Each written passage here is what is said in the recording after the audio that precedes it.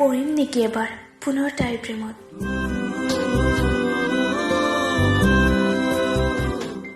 লিখিম নেকি হেজাৰ কবিতা? মোৰ উদাসীন হৃদয়ৰ তুমিয়ে প্ৰিয়তমা।